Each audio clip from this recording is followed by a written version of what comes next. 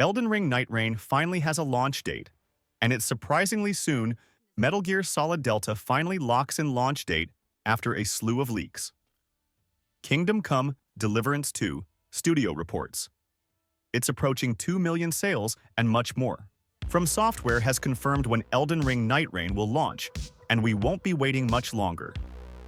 The surprise reveal of a standalone Elden Ring co-op game caught us all off guard at the end of 2024, and an imminent beta is going to let plenty of players leap in and try it out for themselves.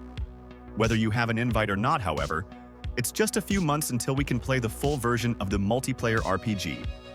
The Elden Ring Nightreign release date is coming at the end of May, transforming one of the best RPGs to grace the PC in recent years into a standalone multiplayer counterpart.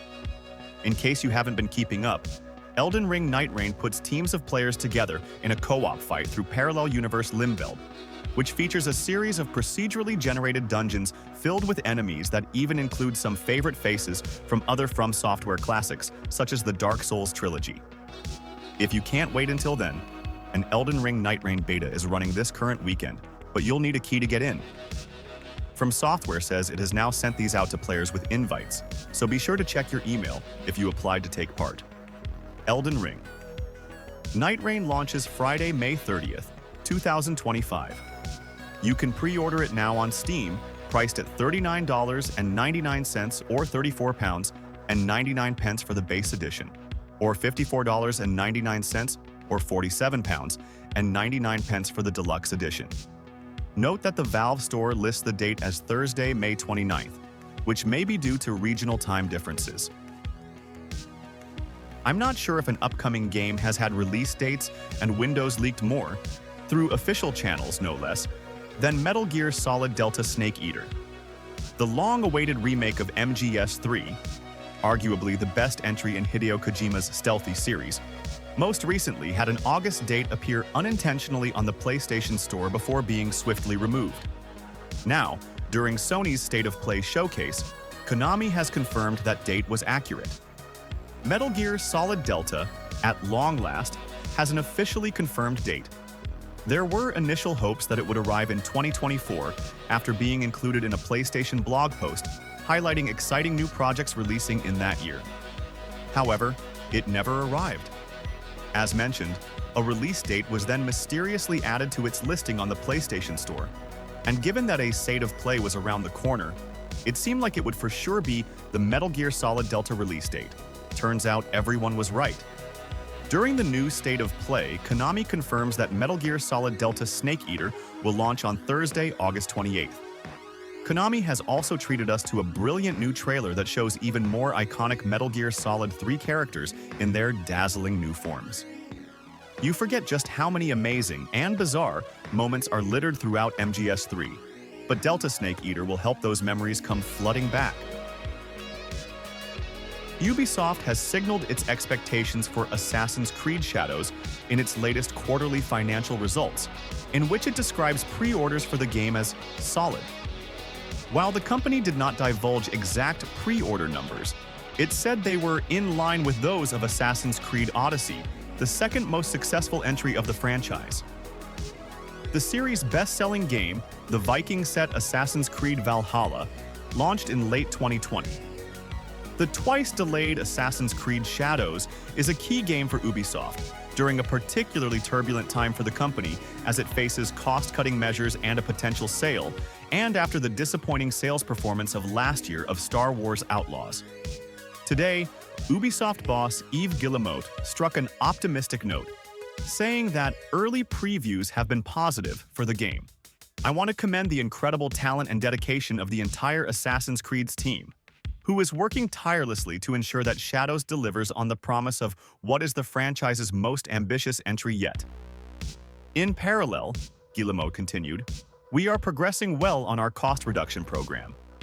Ubisoft has already made savings to its bottom line with the difficult but necessary decision to lay off hundreds of staff and close several studios, including the UK team based in Leamington. We plan to pursue our efforts in fiscal year 2026, Guillemot added, ominously, going beyond the initial target by a significant margin. Following recent leaks, Activision has officially confirmed Call of Duty's next big IP collaboration is with the Teenage Mutant Ninja Turtles. Season 2 of Black Ops 6 and Warzone is themed around ninjas, so there's no better time to bring in the heroes in a half-shell. Activision made the TMNT crossover announcement with a brief teaser clip for Call of Duty, which shows Leonardo, Donatello, Raphael, and Michelangelo peeking out from a sewer manhole. This likely means there will be operator skins for all 4 turtles. Call of Duty previously had a TMNT collab for 2022's Modern Warfare 2, but the only character featured was Shredder. The video doesn't give a specific date for the TMNT collaboration, teasing only that the turtles will be coming soon. However, the Season 2 Reloaded update is set to include a set of melee weapons, which is rumored to be a pair of saws, nunchucks, a bow staff, and a skateboard. Leonardo's katanas were previously teased in the promotional art for the launch of Season 2. This means the turtles will likely appear with the mid-season Reloaded update or sometime shortly after. Leakers suggested the crossover will include a limited-time event and a special TMNT-themed game mode, but those details haven't been confirmed by Activision. The turtles themselves will likely be included as operator shop bundles. A Terminator crossover event is also currently live in Black Ops 6 and Warzone until February 20th.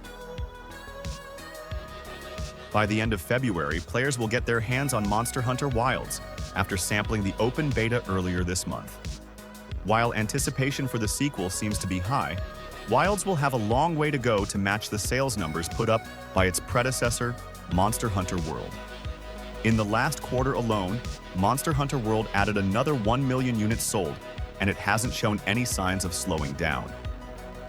Via Automaton, Capcom has shared the financial results for its last fiscal quarter ending in December 2024. According to that report, Monster Hunter World's latest numbers have pushed it to 28.1 million copies sold. It was already Capcom's best-selling game of all time, and a very consistent performer over the past year. From the numbers provided in Capcom's March 2024 financial results, Monster Hunter World has been selling approximately 1 million copies every 3 months. Monster Hunter World's DLC expansion, Iceborne, also sold 900,000 units during the final months of 2024. Those numbers may have been helped by holiday discounts for both Iceborne and its parent game, as well as the ongoing hype for Monster Hunter Wilds.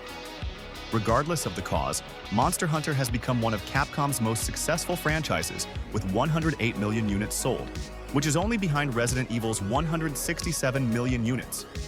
Capcom will almost certainly add a significant amount to Monster Hunter's lifetime totals when Monster Hunter Wilds arrives on Xbox Series X Access, PlayStation 5, and PC on February 28th. Earlier this week, Capcom also debuted an early look at Monster Hunter Wilds' first post-launch update, which will include the return of Mizutsune, a Leviathan-class monster. Before we dive into our final and hottest news of the day, make sure to subscribe for more gaming updates and breaking news. Don't forget to hit that like button. It really helps out. Now, let's get into it. Embracer Group has faced struggles in recent years, shutting down multiple studios and failing to produce a game that's both a commercial and critical success. But it seems that streak is over with Kingdom Come: Deliverance 2. The game is rapidly approaching 2 million copies sold, according to Embracer, having sold 1 million copies in its first 24 hours. The game recently peaked at 250,000 concurrent users on Steam. Developer Warhorse has big plans for future support for Kingdom Come: Deliverance 2. The game already has several pieces of announced DLC, some of which were included in the Gold Edition.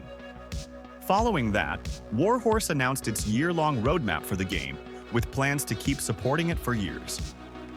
The success of Kingdom Come: Deliverance 2 is a reminder of our core to bring great products to the market, said Embracer co-founder and CEO Lars Wingfors on Thursday during the company's Q3 results via VGC.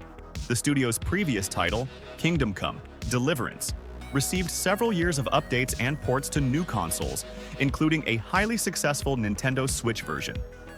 High-quality teams need to have the resources and the time to execute their visions, Wingfors added.